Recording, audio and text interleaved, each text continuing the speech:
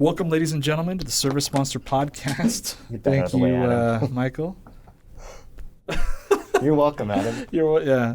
So as you can tell, I am not Joe Kowalski. Adam, you guys know me from all the other podcasts, the majority, and you also know Michael, our marketing coordinator over here. We also have some special guests. So Shawn, Curtis, why don't you guys introduce yourselves? Thank you, sir. Curtis Davey, Partnerships Manager at NiceJob. And I am Shawn Hill, the Community Marketing Manager at NiceJob. Very cool.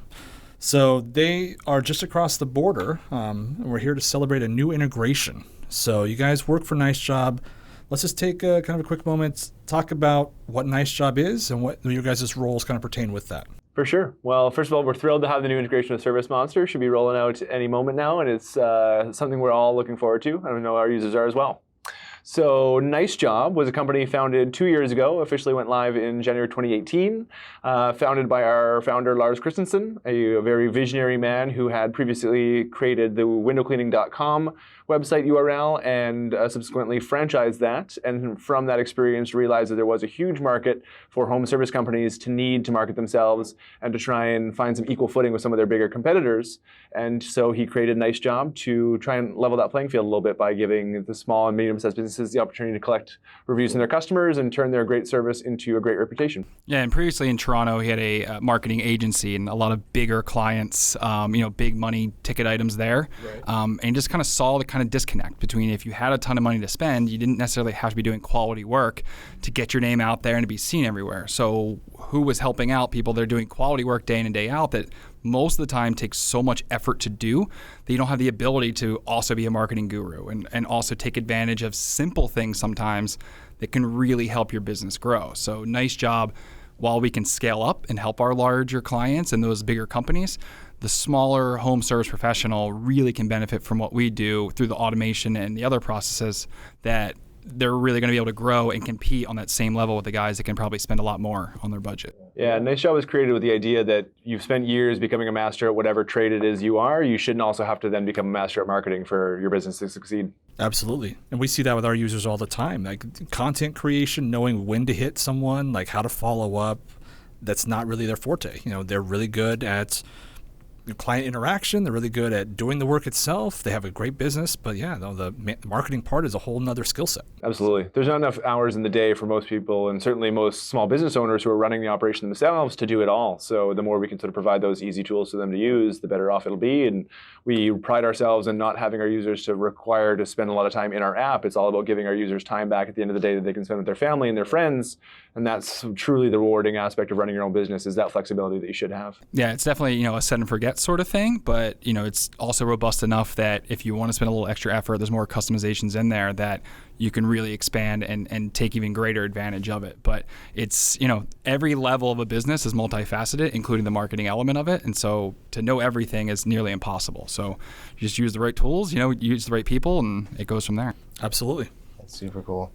So we've been talking kind of about the marketing portion of it, but to our viewers, this is going to mean, reviews and things like that. So I know reviews are a huge part of the NiceJob platform. So it's going to talk about why the reviews are so important in the service industry, and then how NiceJob kind of, improves that, pipeline, so to speak. So I'll start with the basic element of just the customer review and what exactly that is. And that is sort of a validation from another social entity of your good work, your quality work that you did.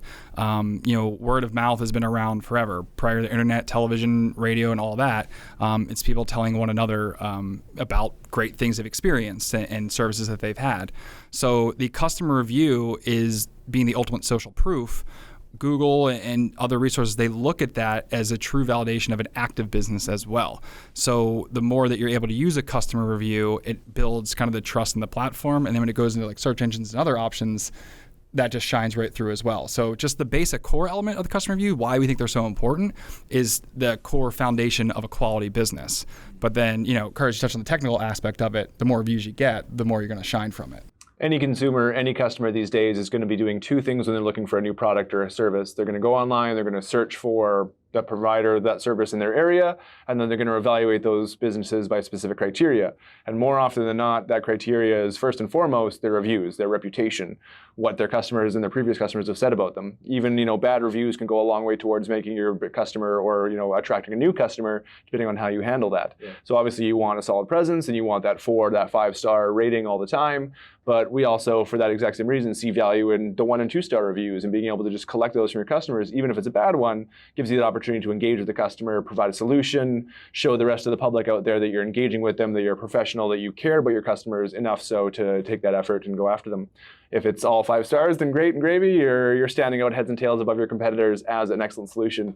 And funny enough, we see a lot of these big companies with very low reputation scores or even very few reviews in comparison to some of their smaller businesses. And that makes a huge difference for the small businesses being able to attract those customers from the big guys, even though they're out there promoting themselves on television or radio or spending thousands of dollars for an in-house or out there billboard kind of promotion. And there's 2 sides of the process as well. So we want to make sure that the customer leaving the review is able to simply leave it. A lot of people will do you a favor, do you a solid, and tell their friends and family about it, but to leave a review, sometimes they don't want to go through a bunch of extra steps. So NiceJob helps the person requesting the review, makes it nice and simple, follows up at the data-driven correct times, and then for the actual customer that's clicking through, it's simple, clean, and easy. They're leaving the review instantly almost. So once you simplify that process, it's going to exponentially grow. But again, it's catching people. They're happy with you. You did a great job for them, and they're willing to help you out. So if you can make that process simple and streamlined, then you're going to net more success. Absolutely. Kind of segueing off of that, then I guess you guys also have a kind of another niche outside of the review side, and that's the Convert website. And I've heard a lot of positive feedback from many of our ServiceMonster users, kind of rebuilding their website so it's less dated, and kind of there's a lot of philosophy around how website design. So where did that kind of start from, and how do you guys kind of promote that as far as making sure that the value is there for the cost of the website creation? Well, we look at a lot of home service professionals use tools, and a website is another tool. And you can have a nice, flashy, looks great in the back of a truck tool, but if it doesn't do the job, it's kind of a waste there. And now if you have something that it will absolutely do the job, but it doesn't look like something you want to bring into someone's home, that's also ineffective. So where's the middle ground? The reason we call it a convert or convert, whatever way you want to move the syllable there, the reason that we say that is that it's designed to gather more leads and sales. It is thought when the visitor visits your website, what are they looking for? And then how can we take what that data says and translate it so that your brand also shines through. So we talked about the trust, so that shines through as well. So we have great designers that make beautiful websites, but if we determined that something that didn't look as beautiful was the most effective, that would be what our websites look like. That is our goal. It's to have something that is going to generate leads and sales, is going to have optimized content, so it's helping you with search rankings. Again, we'll have the visual to look great there, but it's really we talk about when they see the customer reviews, they're going to look up, they're going to land somewhere. Where are they landing? If they're landing at a convert website, they're going to be guided and nudged and end up being your next customer. That we think a trend's going to push it that way. We talk about 10% more sales or it's free, and the reason we throw that guarantee out there is because we're not trying to win prettiest website awards. We're trying to have the most effective website out there. Yeah, traditionally website designers will design you a very pretty website for thousands of dollars. We think that cost of entry is way too high for most business owners. They want to see a website that's effective and pretty, but also one that's going to start paying off for it right off the bat. So with that, we have a very low entry fee, $345 setup fee, and then $100 a month after that. Our team, our process make it super simple for you to get that website developed within 2 weeks, usually a lot faster than that. All you have to do as a business owner is provide a little bit of guidance in terms of the business specific information about where you exist, what kind of services you provide, what kind of clients you service. And then from there, our team pretty much does the rest in terms of finding and pulling out the themes that your customer reviews have really led us towards in terms of what your customers value. Yeah. Because as a business owner, you're always trying to communicate what I think my customers are going to love, but ultimately your customers have already told you everything that they love. They've put it out there in reviews and in requests and in your previous emails and in the work you've done for them. So we can extrapolate that combine that with our design practices, which have been perfected over thousands of websites that we've designed, and then come to you with a product that is going to actually convert that website traffic into a lead, into a estimate, into a contact from that customer to drive you that business. And that's why we actually guarantee the conversion rate on it. Like you said, 10% of your last website, or at least 4% above the industry standard, or almost 4% of your website traffic, or it's free until it does. And they're custom websites. The platform we build on, it's not like we pick template A, B, or C and roll it on out there. So, we have, some users that want certain colors and this, and we'll make that kind of work and have a nice, beautiful mobile optimized site that's going to, trend well, search well, and really represent the brand well. Because, like I said, when we go on and on about, it's not about pretty, it's about effectiveness. We also find that you can find the strike in there. So, at the very least, if your website's effective, it's going to end up paying for yourself because, again, that's where people are landing. You want them to connect to you. You want them to be your next lead, your next sale.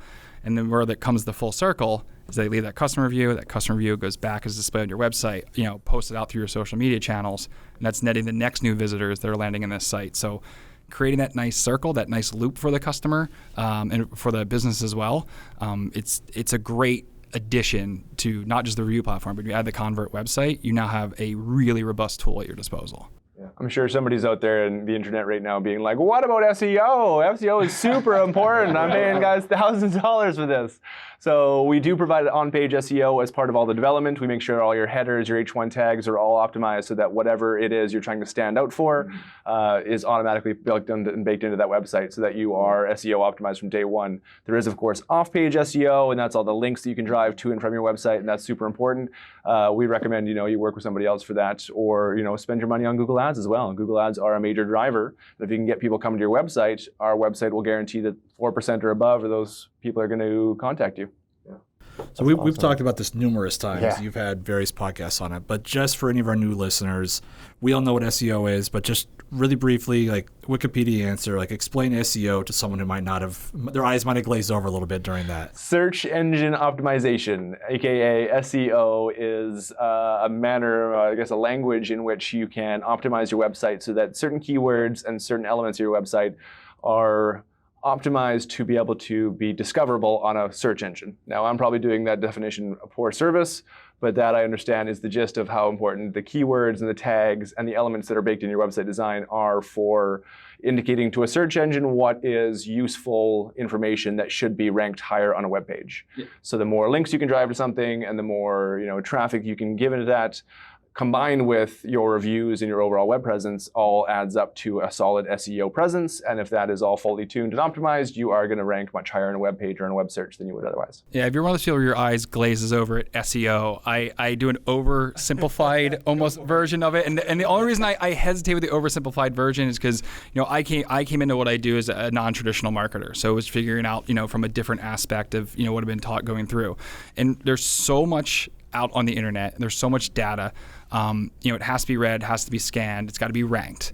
So what we try to do with our content, what SEO, is in general, is putting a nice clear language so that when it's understood, it then can be ranked. And so the better, the less nuanced, the less it's confusing, kind of like this explanation, the less it's that, the more likely it is to be read effectively and then ranked effectively. So when you're talking about SEO, you're talking about like optimizing for search engines, just breaking it down from those words specifically, is you're just trying to tell your Google, your search engines, hey, this is what it is. This is why we think it's the best of what it is, or why it should be placed in this location, for example, and allow them to then make the determination. And so that's why, stuff like customer reviews like that, it's a big, complicated equation. And SEO is kind of the overall understanding of pushing all that in the correct spots in the proper format. Cool. I think it's really important for kind of the owner-operators out there to know if you're not kind of taking this into account, your competitors are. And yeah. I don't know exactly what the stats are. Maybe you guys do. I don't want to throw anyone, like, hey, just know this random stat. But I would imagine the vast majority of internet traffic does not go to page 2. And it definitely doesn't go to page 3 when you're doing a search, So if you're searching for cleaning in your area, whether it's more specific or whether it's something a little more broad, I mean, you're not going to get a lot of hits if you're further down the line. I can't speak to the percentage of people who go past page 1. I'm certainly not one of them for the most part. I do try to do that when I'm looking for results that aren't on page 1. But you make the point of looking for a specific service in a specific area. So if I'm here in Bellingham and I'm looking for a carpet cleaner, I would literally put carpet cleaning in maybe near me, maybe carpet cleaning plus Bellingham. Right. And Google, of course, now has that Google 3-pack where they recommend local businesses based on those criteria. And for you to get listed in that 3-pack, which is so important and so valuable because you can't pay for it, it's just something that Google ranks based on service criteria. And I can tell you one stat, and that's 20% of that Google My Business 3-pack criteria is 20% reviews. So how many do you have, what the overall rating is? If you outrank all of your competitors in that space, in that regard, you are far more likely to get showcased in that 3-pack of what's local, local services near me. Yeah, and even if someone does travel to page 2 or 3, they've probably looked through page 1. No one just ignores page 1. Page 1's always going to be seen and probably explored. So, if right now you're on page 2 or 3, there are some tools that help you get to 1, but the great thing about being on 1 and why you want to make sure that you have a strong presence there is that people are going to investigate you. Even if they think that it's not, for them, they'll probably still click through. So if they do get the 2 and 3, they're now comparing and contrasting. So if you're going to be first up, if you're top of the line up there, you want the best first impression. And if you're doing it right, you prevent them from even going to page 2. But if they get to page 2, you've given them your best shot and they should go back. So that's why page 1 is so important, is that even if, we talk about, we'll look for certain reasons and we're looking for the deeper, search results or, the deeper pages there, but it's because we have a very specific purpose in mind. But even when we're doing that, we're seeing what's on page 1 first and maybe why is something on 3 not there, and et cetera, et cetera. That's when we're doing our research and doing our data, is to figure out why that's the case. But hey, page 1's always first. Right.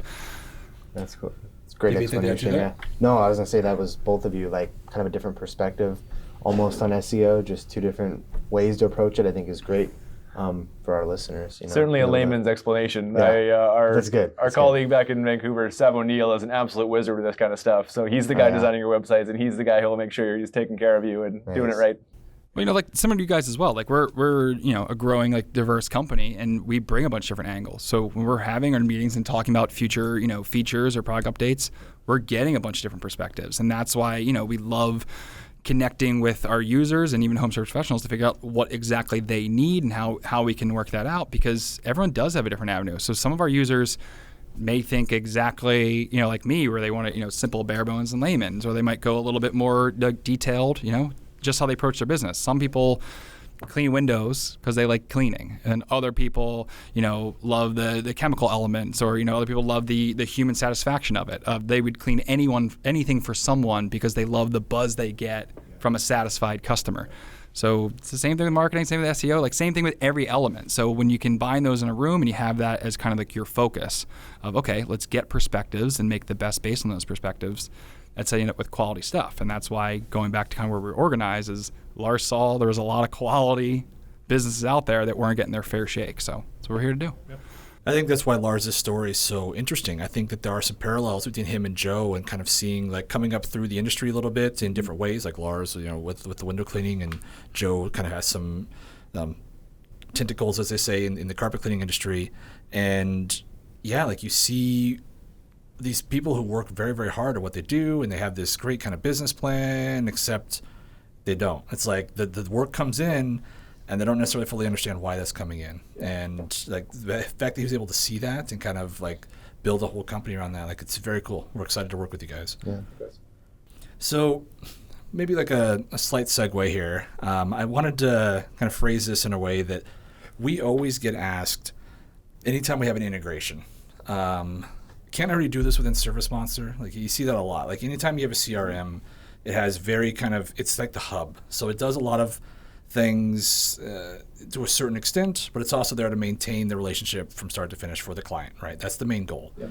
And so any of our integrations, we could ask this. And so I thought it'd be kind of a nice, I know you've touched on this a little bit, but if you were talking to one of our users right now, like, what's the sales pitch? Well, they may be talking to one of our users. There might be right now, exactly. How would you get them signed up for the trial right now, like just to give them a try, and why it's something that we don't have in ServiceMonster? Because we know that. That's why we wanted to have the integration. But yeah. I mean, if you want to go with it, because as someone that helped like set up this connection, things like that, I love your perspective on it, honestly. Sure. I mean, for us, the question of why always comes down to the business case behind it. So it's obviously important to have that touch point, to have that connection with your customer. For the integration to why we love to work with CRMs is specifically because there are tools that we do very, very well. These are the things that we specialized in. We focused on from the get-go to do it, two things and do them very, very well. We don't have the need or the desire to try and go and provide that all-encompassing platform, whereas you guys have built a wonderful platform that does touch on all those elements. So that integration between us makes it super simple for them to stay in ServiceMonster, have that review request go out automatically when they have completed a task in ServiceMonster, which in this case is to complete a job and to save an invoice. Once that's done, that automatically triggers the review request from NiceJob, all the series of follow-ups, and the data that's shared between those two platforms makes it seamless so that any customer information on ServiceMonster is also in NiceJob, anything in NiceJob is also in ServiceMonster, and once that review is left, that gives you even more power and more knowledge and more data about your customers that you can use to improve your service to them or some of their other friends. A review that comes in on Facebook, for example, automatically sends a notification out to all of their friends in their network. So that's another reason why we have them as one of our 2 default options. It's Google and Facebook, because those are the 2 most obvious, most powerful ones. And where Facebook really does step up above Google is that friend sharing option. So if Susie down the street just left you a 5-star review, and her neighbor is far more likely to look you guys up after having seen that post. And as we all know, the more touch points you can have with a customer, the better off it is. Similarly, in the software world, it's almost inverse, where the fewer touch points you can have with any other integration software, the better off it is. So by adding our software to yours or our services to your software, it makes your software all better. You only have still the one-stop shop where they need to go to get all of their business processes done. But meanwhile, it's working for them in the background, it's doing everything it should do, and it's providing extra value and extra benefit to their company overall. Yeah, I always just see it as, with integrations that we have, and you guys may feel the same way, is, there's the multi-tools out there, but then there's specialized tools. But you can't have a full boat of specialized tools, and you can't just have a couple of multi-tools. So we can find ones that'll work cohesively together. It still has that feeling of it's just one thing I'm doing with. It's one like concerted effort, but it maximizes the best of both worlds here. So for us, we are able to integrate with you guys, and from our end, we're adding in, the customer review step, we're adding in to keep that cycle going. But when you're handling everything before that, that's now 2 things they don't have to worry about. So they're still focused on what their main goal is. We are working together. We're making sure that we're serving, the customer in that clear, simple way. From the technical side of it, it's a little bit more than that, but whenever we kind of get this question all around of like, well, why couldn't I just use that, or why couldn't I just use this? It's mostly like, well, you want to maximize the effectiveness of whatever you're using. So with that being said then make sure you have the proper elements going. So if it's almost something in a way that we're taking off your guys' hands, that allows you to make everything that you're doing that much more robust. The fact that we're able to rely on the fact that by the time your users are getting to our part of the process, that they've already been, served so efficiently, then it allows us to be able to take the ball and run from there. So it kind of allows us to never have to really ramp up and ramp down and try to be multifaceted. It allows us to kind of focus on what we're doing with the understanding that the reason that we integrate with who we do is because of how they do what they do, how effective they are at doing it. We're not just trying to get a bunch of names and put them together, in some swag. We're trying to make a robust sort of thing. And so why should we both have to go back to drawing boards sometimes when we can piggyback off one another and work together? And you touched on it perfectly, because that's actually the other question that Joe gets asked all the time is, well, why don't you just do this, Joe? Like, why don't you just build this into ServiceMonster? And it's just like exactly that. Like, if a tool like a CRM is definitely going to be more of the Swiss Army, like it's doing a lot of things, but its main focus is just getting the information all in one spot. So every time it's a CRM. That's the whole point. It's customer relations. So, but you have to have resources devoted to that. So if you wanted to build everything you guys have built, we would have to devote time to that. That might take away from something else that's more pertinent to our users. So that's really kind of the full focal point there, and that's why we have integrations like that with you guys. Responsibid's another one. I know you were on with them like a week ago or 2 weeks ago, but they're on the sales side of things. So like there's tools that are out there that are very specialized, and so if you guys want to take a look in the marketplace, that's kind of the idea.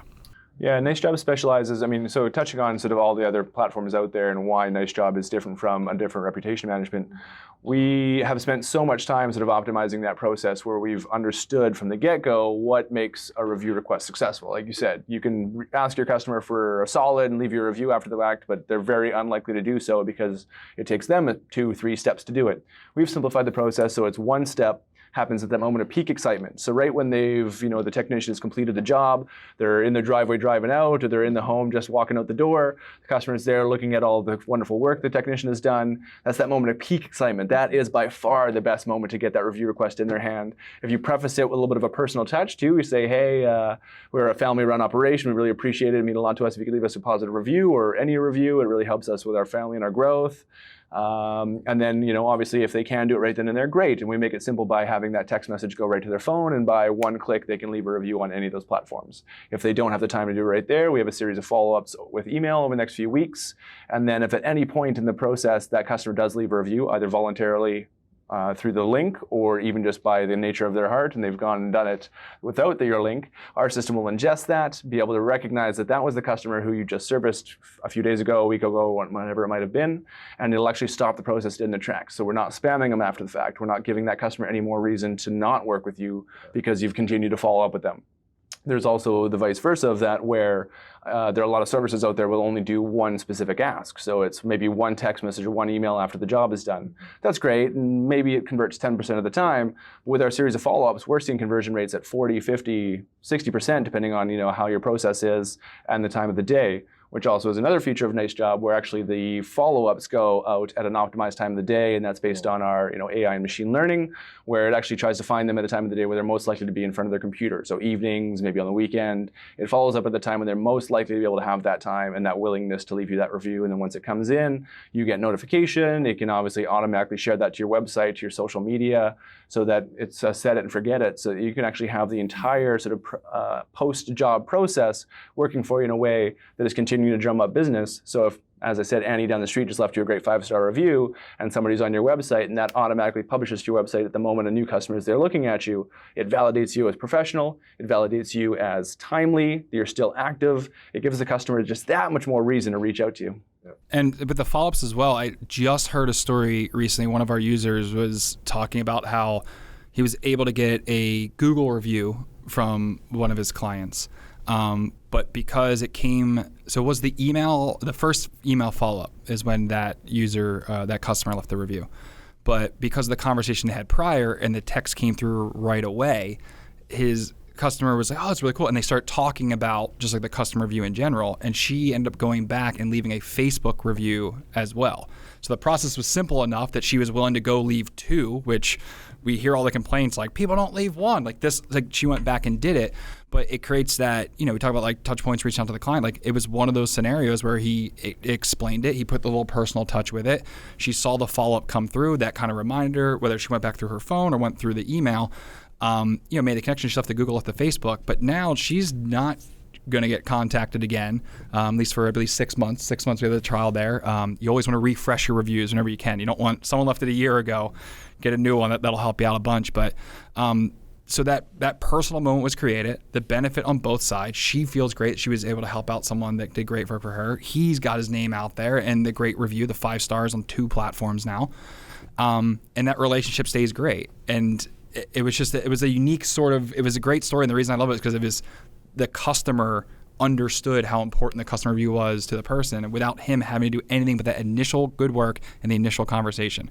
It followed up at the perfect time. That second email came through, and it worked out greatly. And the follow-ups and the way we craft it, you can even add, with the standard plan, you add the photos to the message as well.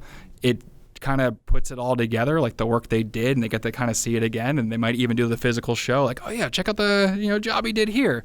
It creates like a really cool, goes back to that old school communal moment where it's like, hey, like thanks for doing me a solid, the old handshake. Well, now it's turned into some great marketing as well. Yep. Absolutely. Do we have any questions come in? Nope. I'm not. No question. I think because you said this is the first time it's been 2 guests or 4 people in general, so it's like a double robust answer. It's literally it's almost like the software. Where one of us says it, then we follow up with just another little reminder about it.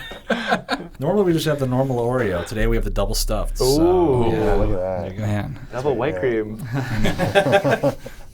Yeah, but No, we talk anything about the stories? Kind of had that. I think we touched on it a little bit, but with the website and creating those stories with the images, kind of, you guys just kind of explain a little bit about that. What that's, am I misunderstanding that? Or? No, you nailed it. So for every review that comes in, you have the option to auto-publish it to your website, to auto-publish it to your social media, and you can turn any post on a social media in what we call a story. So that allows you to add a photo either at the time of the review request going out, which is great because it adds a little bit more fuel to the fire. The customer gets to see that photo, maybe they get a little bit more excited, leave you that review, or you can add it after the reviews come in. So we have an automation process where you can either auto-publish that with just the review, or you can have it optimized where it'll give you 2 days to come back in, add a photo, maybe create some context around that post, maybe add a story about what the job was, maybe some more photos of before and after. Just gives you a lot more ability to turn that into a great story, be it about the customer, about the job itself, or about your company. So you take that review, turn it into something that turns it into a storytelling moment, be it about as those same 3 things. And then once you have that, you can actually turn those into ads as well. So then if you have a great story, you can turn that story into a Facebook ad that then continues to get further reach and further engagement and just widens the funnel even more for you to find new customers. And even that sort of process also helps with adding photos to reviews that come in when we talked about potentially a bad review coming in, because it's probably going to happen at some point in every business career. There's going to be someone that's the wrong way. Well, if you're adding photos to everything you do, pictures of the job and stuff like that, people are going to see all the photos and judge the work from there, and they're going to read the stories that go along with it. Well, a bad review comes in, you post the photo, and then your response that, hey, I'm sorry this didn't work out. We tried the best. As you can see, it's a bit of a difficult job based on the way this faces the sun, or whatever the case may be. It's not the 2 sides of the story, because it sounds very like adversarial, more conflict. Right. But it is your chance to fill out the picture more. And then it also is great for the people that take the time and they click and they go to write you that great review and they click the 5 stars and then they just put the thumbs up emoji. Like, okay, didn't really build out a little too much there. So you pop the photo in there, you add your your own little bit of text with it. Beautiful day to be out. Tough job. It feels great. And we also find that leads to better engagement on posts like that as well. When it's not just a text review, you're going to see probably about like 3 times, I think, or so, more engagement when it's photo with text as well. Everyone's scrolling and photos will stop, videos will stop. Anytime there's a kid getting hurt on a video, that'll always stop people. But so it's a way to break up. There's a lot of text out there. So if you're getting more engagement, that's also why we encourage the photos and the stories, and just stories alone, because you can tag like location or put a tag on like with a photo as well. It's a great way if you're rolling out like new features or something like that. It may not have to be linked to a customer review, but you can, if you were, whatever the new service might be that you kind of want to get out there and be able to show it off a bit, it's kind of a nice organic way to do it. So your photos are with your reviews, so it doesn't look like you're kind of getting a little brag out there, a little extra push. And once you kind of set that pattern of behavior, so when people look at your social medias or they look at your website and they see a full showroom of everything you can do, it just builds to, like I said, a more robust profile. So that's, I would say, one of my favorite features about it is the stories thing, because text reviews are great, absolutely great. But when you can add the photo, take it that much more, personalize it, make it more robust, then you're really going crazy there. That touches on something we do a lot with our convert websites as well, is that personal touch, that personal element about your company and the photos that can represent. Having photos of your company, your technicians, your trucks, any of those elements all add to the story you're telling about your brand. Are you family run? Are you a team of young technicians? Are you old veterans? Whatever it might be, that all adds to the element of why should I hire this company? If it can create that rapport, that familiarity with the company or with a potential customer because of these various elements, it's all one more thing and one more reason for them to get in touch with you. And it's not something you have to be an expert on. Like, just put a photo up. Don't run your logo out there time after time, but just the inspiration sparks, hit that photo. So whether it is a tech, doing the job, whether it's the finished product, before and afters are great. Usually the best before and afters take a little bit of like post-production to get the 2, put them in the 1 image. But, people want to see the work. Just about everyone has a phone with a camera now. So people know that every photo is not going to be in this great artsy sort of deal. So it represents you. And, you don't have to be a genius when it comes to photos to really get great content when it's combined with the review. So they both help one another that way. If it's like I said, just the thumbs up emoji and you want to build more, you have the option to do that. If it's a glowing, great review, you just add the little personal photo to it. If you are looking for a great solution for before and after photos, though, we're just starting a new partnership with a company called Company Cam, and these guys do great work. I highly recommend you speak to them as well about, they essentially make it easy for technicians to share photos about the job over the course of the history. So if it's a 6-month job, you'll have photos throughout. If it's a 1-day job, you'll be able to take some pictures and share those photos amongst your owner, your boss, your technicians, and then easily turn those into ads or add those to your reviews. It's a great service. Very cool. I've heard of them before. Yeah, Company Cam. Write that down. Yeah. Well, that also goes back to like the integration point we were making. Like I said, like Company Cam and us work together because now we're both kind of full steam ahead on what we're doing. It goes great. And then so someone using ServiceMonster, it's us, and the Company Cam, like they put it all together. It's just that much stronger. Yeah. And that's why we look for great partners, and that's why I said like. The reason we're very excited about what we do is because we know all the boxes we were able to check that we weren't able to do, and we were checking a couple boxes for you guys as well. Right. So Exactly. Yeah. we're excitable. Yeah. Yeah. That's well, sure. I think really the thing you touched on right at the beginning and right here too, I think sometimes people have a bad expectation that every review I should ever get is 5 stars or I failed. And there's been actually lots of research that people actually are more wary when it's just all 5 stars. Absolutely. Think maybe that they're bots, that they're fake, or that you've deleted them or something like that. Now, some platforms don't allow that, but I really think that the automation and things that you guys show, and we preach it here too, like big part of it is you need to just be getting the reviews. Don't be scared of getting a bad review. Don't be scared. Not at all. It's a learning experience, if nothing else. And we have tools in place, so it's not like if you get the odd 1 or 2 star that because it's automated, it's all singular, and that's not going to be blasted to the world. We have the ability that through like your social media channels, you're only posting. You can choose 3 or above, 4 or 5, anything like that. But bad reviews is a picture of a business. People have a bad day. I used to work in the sports world, and I can tell you that every so often the best in the world have a bad day at what they're being paid a lot to do. But that's where it kind of how you respond to that. So if you get a bad review and, the people that are definitely don't do this, trying to delete it or trying to hide it, that gets exposed, that causes a bunch of problems. The people that respond to it immediately, maybe over-aggressively, defensively, that's a sign of how that business is going to be in a sense, and that'll build maybe a trust. There might be a lot of people that don't want to do that. They don't want to feel like who they're hiring just thinks they're right no matter what. They want to feel input. But if you respond and you're considerate, maybe make an offer to try to make it right. You don't necessarily explain in a defensive way, but you just kind of maybe explain the difficulties or explain a miscommunication that may have happened, and people might understand that. But when you look up, restaurants specifically, you look up something and it only has 3 reviews and they're 5 stars, you either think like, all right, well, not many people are even bothering to review it. Or they're all family or friends. Or they're all family or friends, And then when you see one that has 500 reviews and maybe instead of a 5, they have a 4.6, that's that shows that it's a lot of people seen, a lot of people reviewed it, but it shows that there's depth to it. I think it's like Uber or Lyft has like the ratings for the passengers as well. I always wear the seatbelt. I try to be polite. I close the door gently and all that. And I don't have a 5, so I don't know what I'm doing at all. It just randomly happens to that. I wish I could explain on that.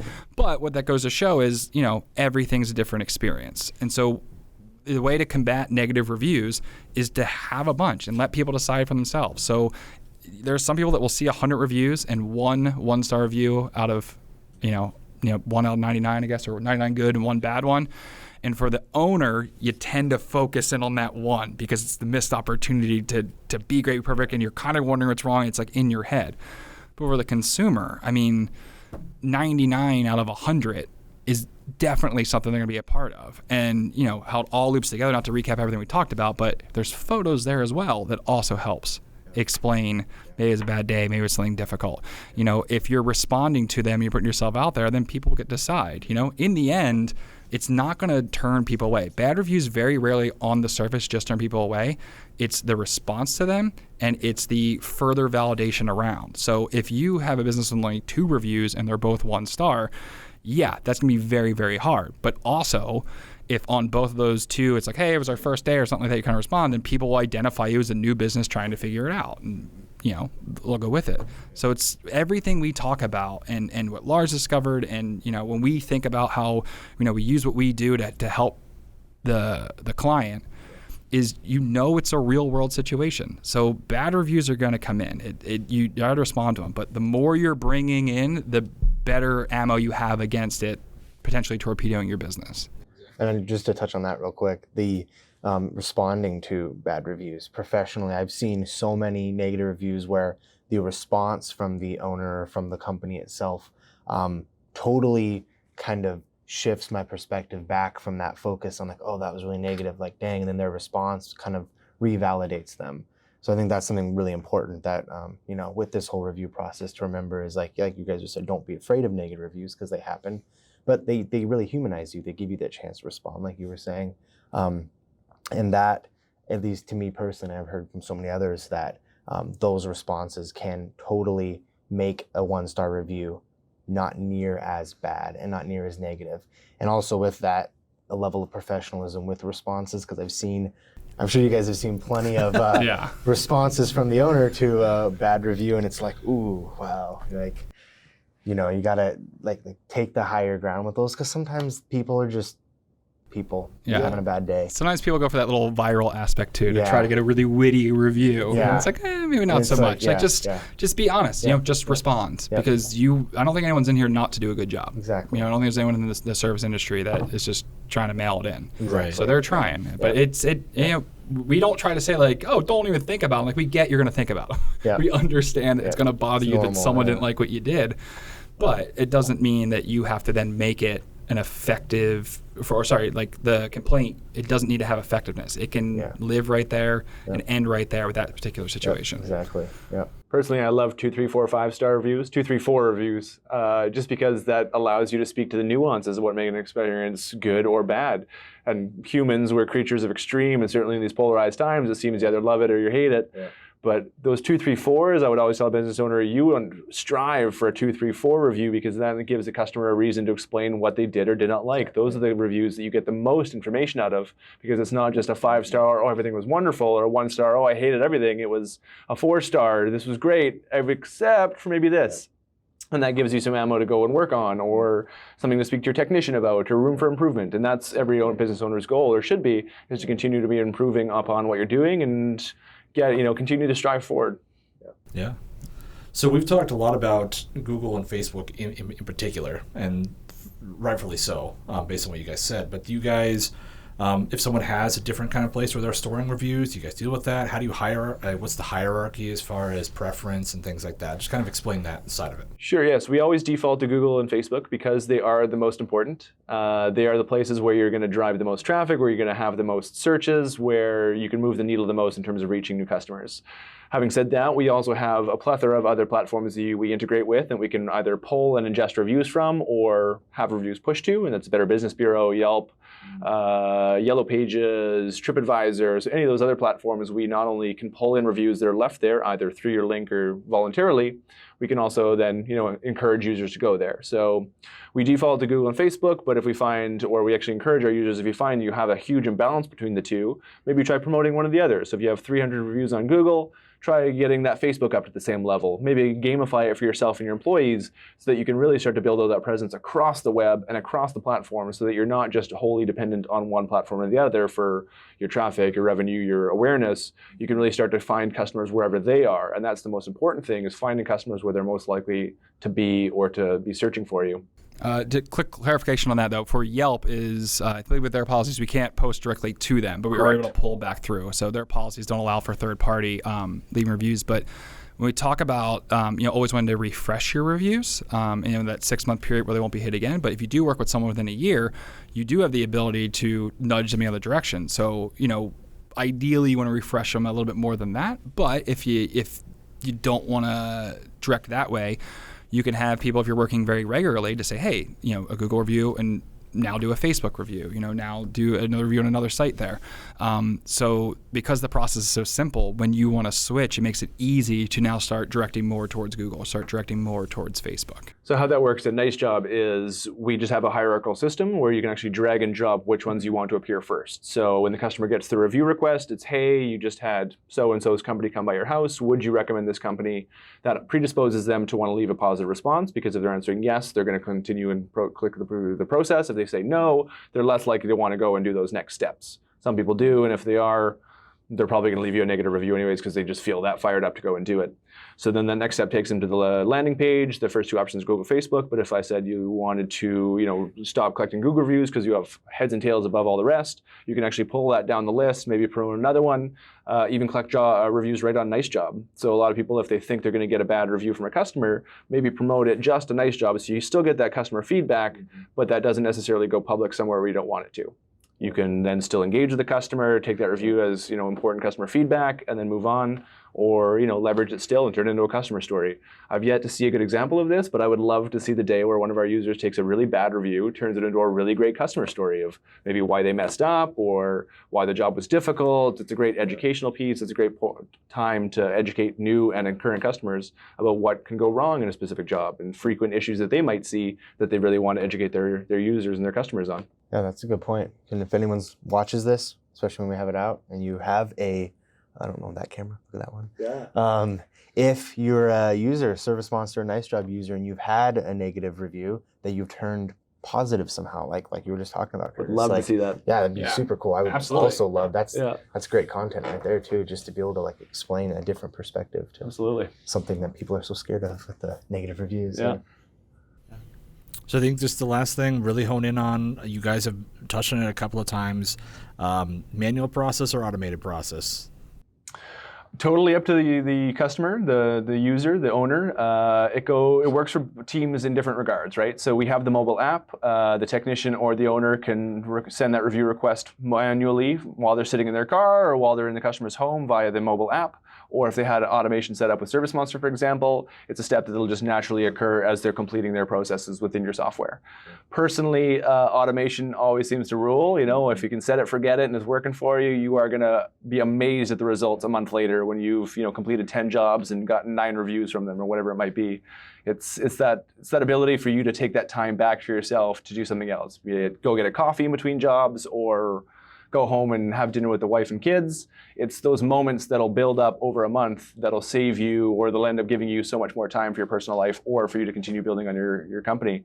And yeah, the manual process takes 2 minutes, but those 2 minutes start to add up over time. And it also comes down to your preference, right? I mean, a lot of people still love having those touch points and to do things step by step. So I prefer automation, but it goes both ways. But that's a great way, or a great reason to have both. Is so, use the automation, have it rolling, have it working for you. And if you find you have the time to start spending a little bit extra and start making it more manual, or maybe as your team grows, you put someone specifically in charge of those processes, then it's there for you. But automation is going to get you there. It's going to give you the kick that you need.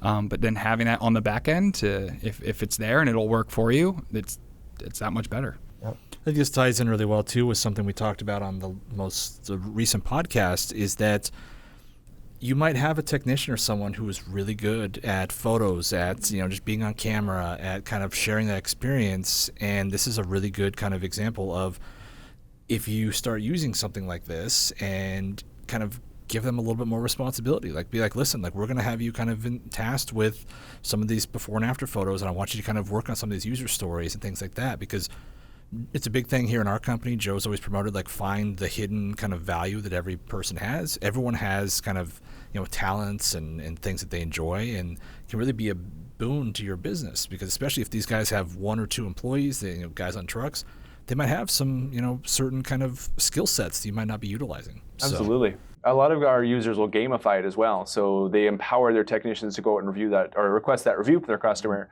and they actually add bonuses into their paychecks or incentives further down the road for an extra day of vacation, whatever it might be, to say, if you can get this customer to leave your name and the service that you provided in the review request, maybe that's $5 per, or maybe that's an extra hour of vacation every month, or whatever it might be. It's a great way for you to engage your technicians to put their own reputation on the line when they're in the customer's home, and really go that extra mile to try and get that concession or that review to the customer, because every time they do, it reflects well on the technician, or reflects well on the company, and everybody wins.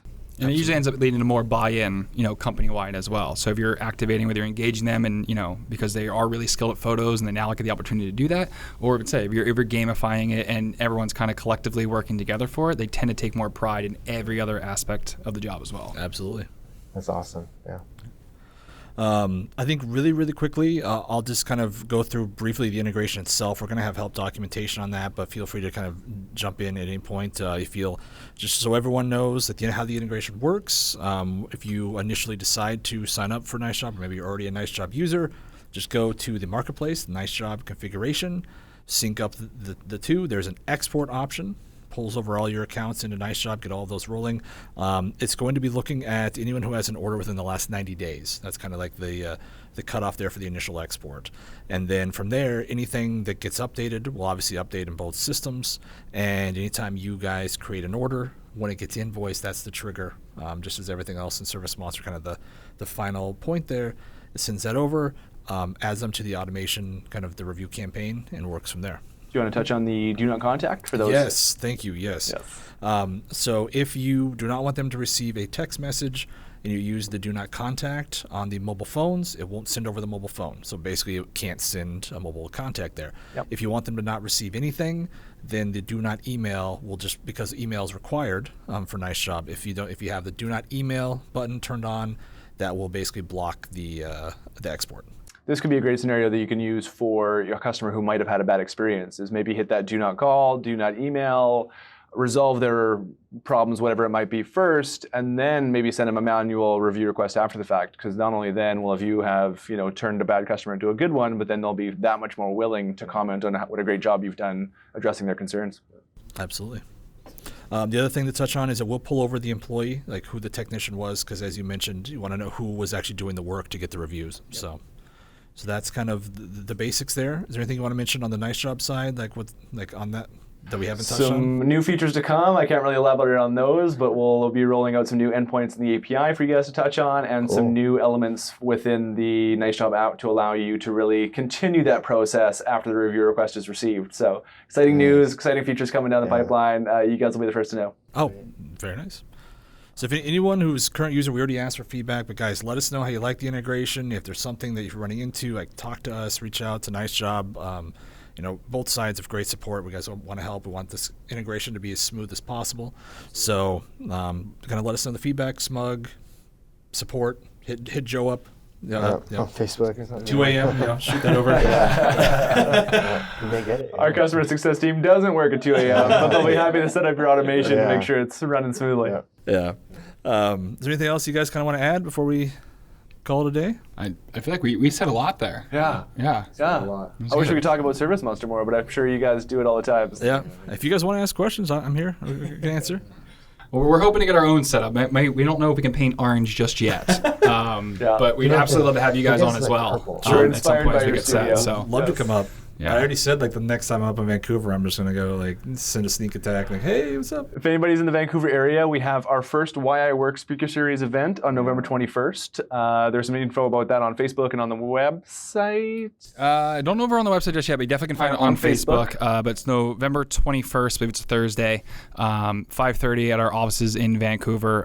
Getting a bunch of local service professionals together, get them all in the room, some free food, some free drink, so some ears just perked up there. But we're talking about turning, customers into fans. The customer experience and how to really, build people that are passionate about what you do. How to turn them into loyal, referring, passionate fan base. And any of the topics that comes up through there. We're just trying to get some great minds in a room and give them a nice, relaxed atmosphere. We will have some featured speakers, which you can't announce just yet, but a couple people to drop their knowledge as well. And tickets are absolutely free as well. So yeah, if you're in the Vancouver area, definitely November 21st, you can check us out on Facebook to see more about it. Or just send me an email. Yeah. Shawn at NiceJob.co. I'll tell you all about it. We'll call it a little pre-Christmas mixer, Yeah, there we go. That's Vancouver, BC too, by the way. Yes. Everyone else knows that, but here in Washington, sometimes people are Washington. yeah, That's there is very Vancouver, true. Washington. Yes. Well, hey guys, it was great having you. Yeah, Super glad you're appreciate here. it. Yeah, absolutely. Super excited to get this rolling out. I'm sure we'll be in contact numerous times in the future here. So.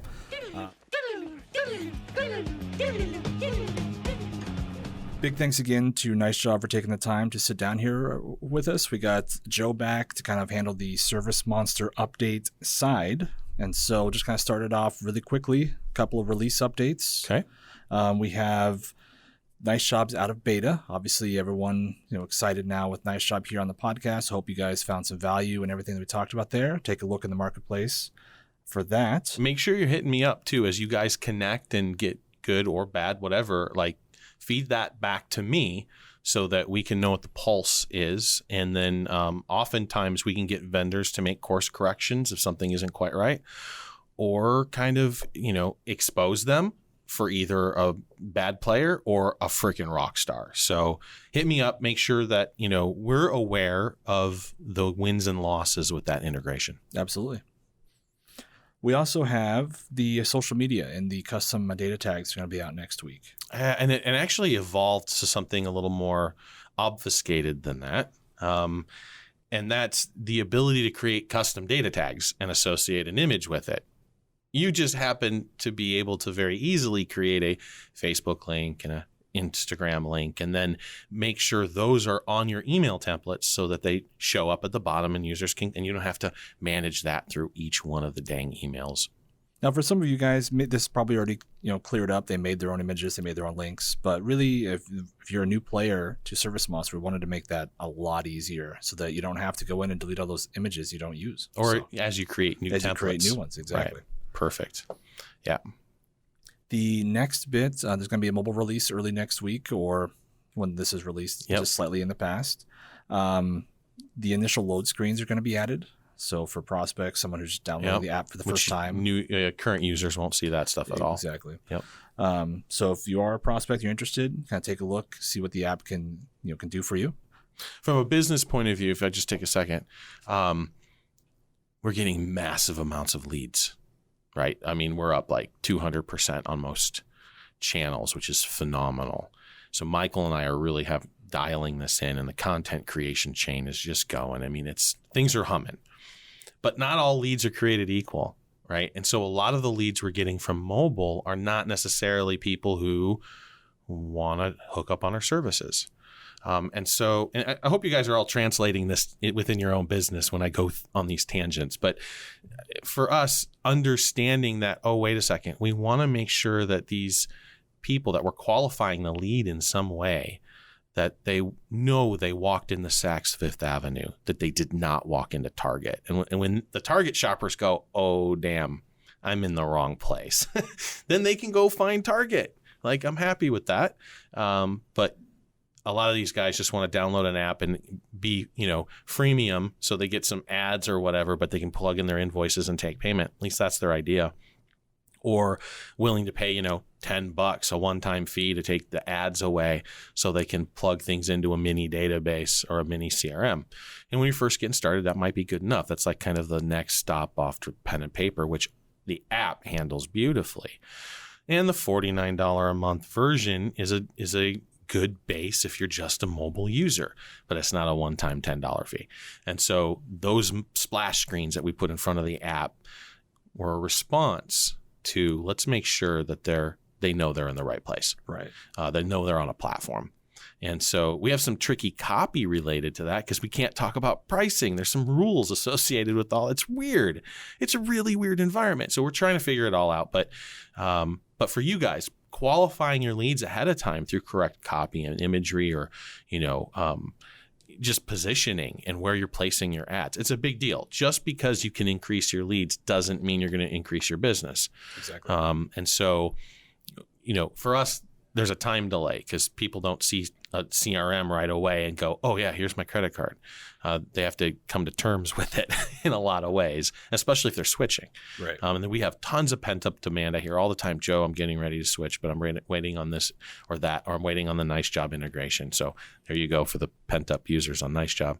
But yeah, not all leads are created equal. Make sure that you're dialing in your lead acquisition, and maybe the ones that are costing more are the ones that are actually paying the bills. So a little business owner to business owner there. Very nice. I guess the only other thing to add is there's going to be some bug fixes. And a big one is the required lead source that will work as intended. Yes. So if you have that feature turned on your company settings that you have to have a lead source entered when making a new account, then it will properly tell you, hey, you can't move forward until you fulfill that information. Yeah, that's good. I know from the mobile point of view, once that release goes out, we will, because this is a big interest, we will be putting back in the swipe across the top for the dates. Again, we took that out because it wasn't syncing properly. There was kind of a bug related to the date that was shown in the week that was shown on the screen. And so to make sure we got the optimization piece out, we just froze that top part. So, but you can tap on the date, guys. It's not apparent, apparently, because I'm getting a handful of people being like, I can't change it, because it turns out for them, the swipe was more obvious than tapping on the date and switching it. So lesson learned there, but that'll be going back in. We were going to put it back in, but it's going back in. And there's another big part of that too that he's going to be working on. I think everything else is bumped to the release after that. That's right. Those are the main things you wanted to get out now. Yeah. Well, yeah, very good. Outside of that, we'll mention pretty much every podcast until the holidays are over. But holiday FMS cards are here, so want to fill my schedule. Yeah, we ship a lot of those holiday cards, and they have any saying you want: Hanukkah, Christmas. I mean, it's got a good selection. It's a give to give. Keep that in mind. You'll ship quite a bit of them to a portion of your database, maybe not your entire database, right? You can say, look, anybody who spent more than $300, let's send them a Christmas card. So we make that very easy, that process very easy. And then, it's amazing. I say you're not going to get any work out of it. There's zero ROI there. But there's this concept called loft, right? For brand recognition, creating goodwill and contact is a way to keep your brand in front of them, so that come February or March, they go, oh yeah. And they may still have that damn card in a shoebox somewhere in the junk drawer, just because they were like, I need to remember to call these guys later. So I say there's no ROI in it because I want to set the expectations, but I'm amazed by how many people get work up to 3-4 months after they send those cards. Yeah. So, so get on that, though, because the season, 'tis upon us. Yeah. It was like, we weren't even in Halloween, and I'm like seeing Christmas shit. I'm like, stay in your lane, Santa. Yeah, I don't know when we decided at some point that Thanksgiving just got skipped. Christmas is like middle of October now, and retail, seriously, I don't know, man. It's crazy. So, yeah. The last little bit, you'd want to mention kind of an upcoming hype, just kind of a stay tuned. Yeah, so we got a release coming out that I've been putting a lot of work into for ServiceMonster 6, and I've got the guys just cranking away. I think simplifying is the wrong word, because I think we did that right, and that was the correct term when we did our last webinar. This one I want to call accessibility. And it's not just that now we're doing themes that are better for colorblind people, for the 4 of you out there, but accessible to the average person who doesn't really know a lot about CRM. And break that barrier. We're really learning now, because through the simplification process, which we did well, right? ServiceMonster is smooth, mobile is smooth. There's good ways to interact, get payment, get your orders approval through the order approval process. Like, the whole thing is much more simple. And getting started, the templates you created for them, which I don't know if you guys know this, when you sign up for ServiceMonster, you get a whole bunch of templates that are just there for you. So that's good stuff. But that part of the whole simplification process was in an effort to then turn it over to the trial process. And so now we're a little over 90 days in the trial process. And we learned a ton. Accessibility is one of those things that, users jump on. They don't want to talk to Skylar, obviously. They just don't want to be sold. But they may not be able to just start using the app right away at ground floor. So that's what we've been working on really hard. So we've got new themes, because a big part of accessibility, as it turns out, is colors, just layout and UI. So we're adding some new themes. So you'll be able to select a couple of different themes. We're simplifying the hell out of the grids. You can go into advanced mode, but for the most part, there's no more object names in the columns that are just like, it's just weird. It was just too techy. It was too collegiate. It was just not accessible. Yep. And then I don't know if anyone's really noticed this, but you go to each of the section pages that have the menus at the top for the individual pages within the section, and it's a very blank screen. The intention the entire time was to put dashboards in there. So with this release, that's what will be going in. In and above the dashboards that you get and are able to control and see comparison. So a much more deeper analytics in the dashboard section. You'll get some static dashboards that are really key KPIs in each one of the sections. So 3 dashboards for leads, 3 dashboards for schedules, which, guys, this is game-changing stuff. Like, I'm talking to coaches and I'm lining stuff up. Paul Johnson, I don't have all your stuff in yet. We're going to rebuild dashboards, and I'll make sure to get, your metrics, especially around employees. And I think it's a big deal. I also think we need a little bit more work to do for bigger companies to track that right. More on that in the future. But for the most part, like, these are just the core KPIs that you'll need. And these coaches are helping me dial in, especially around capacity and scheduling and COGS and margins. And so you're going to get all of that, but it is in a much more simple format. So super excited by that. Now, all that to prep you up also for this, we're going to be doing a new webinar. So we're going to start doing these on a fairly regular basis, quarterly perhaps, but we'll change the theme of it. And the theme of this one is introducing ServiceMonster to maid services.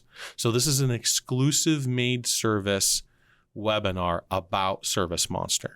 And I'm not sure where we're going to do it yet, when we're going to, actually announce the date, but stay tuned. I'm very excited by this. We're picking up a lot more maid services, and they have some unique needs. They're going to get a release on mobile here. I don't know if that is in this release that you guys got coming out or not. The new laborer role.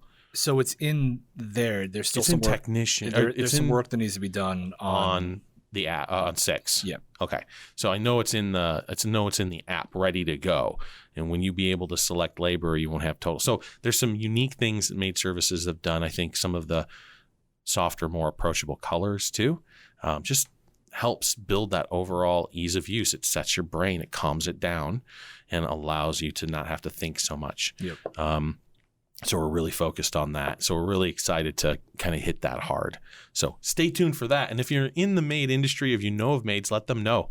Talk it up, chatter it. Absolutely. We do appreciate it. Yeah. From there, I think we can kind of segue into SMUG. Just have a couple of posts to highlight here. One was from Toby. He had been kind of one of the least patient, understandably, about the order approval, the online approval. That's not fair. No, least patient isn't fair. Just right. because you're smashing the refresh button doesn't mean you're least He was patient. the most excited for it. How about that? There you go. Toby was the most excited. Yeah. So he was definitely appreciative. Yes. There's some really great feedback from him and from some others in SMUG. And really, when these features come out, like, that's one of the best places to kind of showcase some of the stuff. Like, hey, this is amazing. Maybe it's missing something, and then we can point them out. No, it's in there. It's not in there. This is what we talked about. Yep. And that's how changes get made for the better. And I see SMUG kind of as our subject matter experts, right? We call them in technical world. We call them SMUG. Or sorry, not SMUG. Subject matter experts, SMEs. That was the vernacular. It's great because, and I think I'm changing our development process a little bit too. I haven't talked to Matt about this yet, but so you're hearing it here first before the employees even know. But what we're going to be doing is when we have done, which means specs have been met, the engineer did the work, or engineers. There was some discussion with usability people and salespeople on UI, and then it was developed, and then it was put through QA, and we're about ready to release it. We're not going to release it yet. We're going to have a committee, a small group internally, to go through it again and sit around the table, because what we end up doing is changing a couple things midstream. The engineers don't usually do a good job of putting themselves in the user's shoes directly. They try, we coach it, and I think they do a great job, better than most, but then things kind of move forward and then they shift and things don't line up quite right from the user's point of view. And that could be something as small as a color selection, or maybe something's a few pixels off, or maybe something's positioned in a place that it's not, people aren't aware of it, because we're starting to get, how come you didn't do it? We did, it's right there. It's like, oh, okay, well, let's make that more apparent. That's something that, right. And so I want to add that kind of that third development wall, and then it's SMUG. Right now, we don't have that third wall internally. We're letting SMUG do that job, right? And while we do a pretty good job releasing a feature complete at first, there's always stuff. There's always stuff we forget or oversight or we weren't fully aware of, because you guys are out in the trenches every day, and as good as we are about visualization, doesn't mean we're going to get it. So it usually takes a minute to polish it out. So I want to accelerate that process a little bit by a more focused internal group of people who know what the hell they're doing, right? They consist of maybe you and me and Matt and Michael, whoever we want to put in that brain trust, right, to kind of do is that button really in the right place now that the thing is done, right? So absolutely. Yeah, excited by that. And thank you, SMUG, as always, for that kind of stuff. Truly, we really do get some really good feedback. Yep. From some of the power users especially. So this last post is by Eric, and is wanting to use activities to kind of show on the schedule option. I should have read through this a little bit more. Yeah, Brenda hit a home run here a couple ways. Yep. So did you know more about this? You want to maybe explain it? Yeah, I think he's creating a list of activities, and when they go on the schedule, he doesn't want them to show on his activity list. I think that's the short of it, right? Because those are a specific type of activity that are handled a specific way. Gotcha. Okay. And so in his activity list, which I would assume is processing more standard activities, follow-up phone calls, callback surveys, whatever, that it's gumming up the works for him. So he doesn't want to see him. Now, I suspect that he's really talking about the activity management screen that Ethan built, because that's where you get work done, right? That screen's cool for that. And we showed him how to create a custom filter for his list that triggers on that is scheduled flag. So he can create that custom view that says, if it says is scheduled, leave it off the list. And then he can base it off of, it's pending or what type it is. So you can do a lot of cool stuff with that. Those custom views right now don't translate into the management screen. They should. The panel just kind of has its own filters. It doesn't. Yeah. The custom ones should show up everywhere. They should even show up in mobile, because can you imagine that power? Oh, yeah. Because I don't want to have to try to do this in mobile or search in mobile. I just want a list of specific things I could create on the desktop, shows up in mobile, and pre-filters my activities. Hot. Yes. So these are my thoughts. Yeah. And this is a perfect kind of situation to show that you might be having a specific problem. And if you get it out in front of the team, you kind of think about it, like stew on it a little bit and see kind of what the real issue is that certain things aren't pulling through, and communicating maybe how he expects. And that's how the real change gets made, so that you guys have the power at your fingertips without going, too specific in any one direction. Yeah. And sometimes something like this will prompt just a small change on our end that opens up an entire world. Like this example is a perfect one, because we could give him a custom view, just hard code it in, and then put it on mobile and gave it to him. And that solves the issue, but I could solve all the issues, right? Yep. And that's the power of that grid and those filters we're really about. So anyways, I think that would be wise for us to carry those over to the management screen and on mobile for the horsepower it gives them. Well, as they say, I will get it tracked. Yes, sir. All right. That's all I got for today. Very good. Yeah. Hope everyone enjoyed the show. Thanks for NiceJob for coming out. Absolutely. Friends just across the border. Hope they didn't have too hard of a drive at the border agents there. But yeah. All right, guys. Take care. Catch us on all your favorite podcast and YouTube and Instagram channels. And hit the bell and the like and the subscribe. Leave a comment. Blah, blah, blah. You know how to do it. See ya. See ya.